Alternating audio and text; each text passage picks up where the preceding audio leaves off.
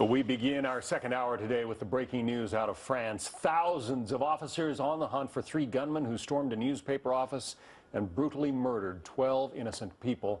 Welcome to our second hour of Happening Now. I'm John Scott. Hi, everybody. I'm Jenna Lee. Well, France has seen a spate of smaller attacks of the lone wolf variety over the last several weeks, but U.S. intelligence officials say this appears to be the work of a small but highly trained cell. Still a lot of questions, and we're looking for answers today. Jonathan Schanzer is Vice President of Research at the Foundation for Defense of Democracies and a former terrorism analyst at the Treasury Department. So, Jonathan, one of your jobs, one of the things you do so well, is you check out what's happening online chat, or after an event like this. What are you reading and seeing today? Well, one of the things that we're watching right now is a possible connection to Al-Qaeda of the Arabian Peninsula.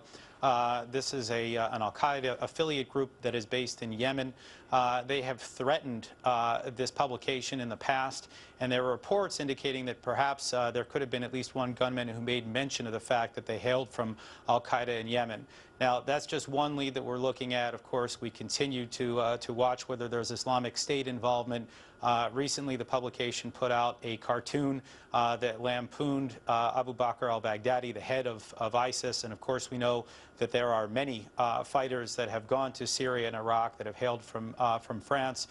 So these are the top 2 suspects, but we're continuing to watch. No one has taken responsibility yet, so it's still wait and see. Radical Islam has certainly targeted press in Europe over the last several years, and this is a 2-part question for you, Jonathan. What makes this attack different than previous attacks, and what makes it consistent with those attacks that we've seen in the past? Well, look, the history of this goes back, I mean, I would even peg it back to 1989, the fatwa that was issued by Iran to go after Salman Rushdie, who authored this book, The Satanic Verses, and that sparked mass violence across Europe. And then if you fast forward to just over the last decade, there was the killing, the stabbing of a filmmaker in the Netherlands. There was multiple attacks on this Danish publication, Jyllands Posten, for their cartoons of the Prophet Muhammad. In other words, we've seen an attempt by jihadists to try to quell free speech in Europe for quite some time. This, though, really stands out to me because of how professional it was.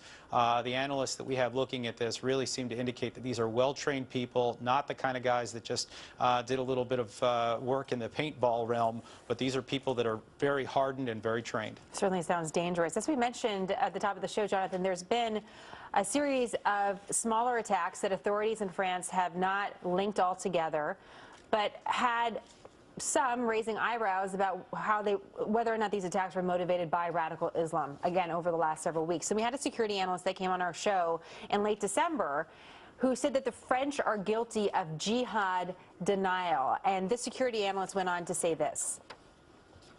They're trying to narrow down the definition of what qualifies as terrorism to mean, well, are you a member of a terrorist group? Terrorist groups don't have membership cards. That's not how they operate nowadays. You believe in the ideology, you adopt it, and then you act accordingly, and that's what we're seeing.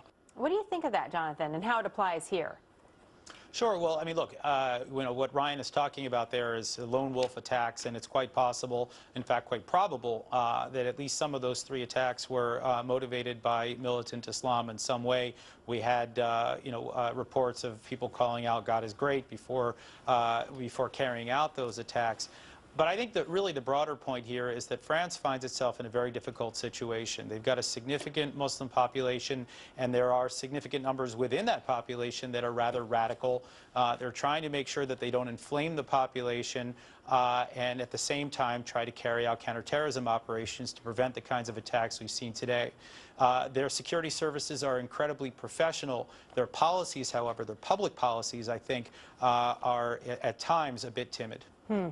Jonathan, a final question for you, because we keep on telling our viewers that this is a magazine or a newspaper that shows satirical cartoons about all sorts of different things. I mean, they had a satirical cartoon about the Virgin Mary and Jesus Christ right before Christmas. So everyone was game for this newspaper. But if you notice, no one is showing the cartoons. I mean, we certainly haven't shown the cartoons on air. And I wonder if that's the right decision. What do you think about that? Look, I think it's not the right decision, and we've seen decisions like this made in this country as well as in Europe.